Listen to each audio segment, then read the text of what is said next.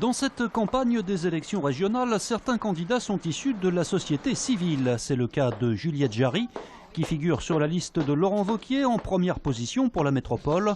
Cette jeune chef d'entreprise dirige une société de 45 personnes dans le secteur de l'aide à domicile. Je crois qu'il est absolument nécessaire qu'une partie des élus conservent leur activité professionnelle parce que c'est ce qui permet d'avoir cette proximité avec le terrain. Et on a cette crédibilité de pouvoir parler des questions d'emploi, de pouvoir parler des questions de formation, de pouvoir parler des questions d'alternance ou d'apprentissage. Maintenant, je crois qu'il faut que les engagements politiques soient des engagements qui soient aussi limités dans le temps parce que c'est ce qui permet de garder cette fraîcheur. Juliette Jarry vit sa première campagne électorale. Il lui faut concilier le travail dans son entreprise et l'engagement politique.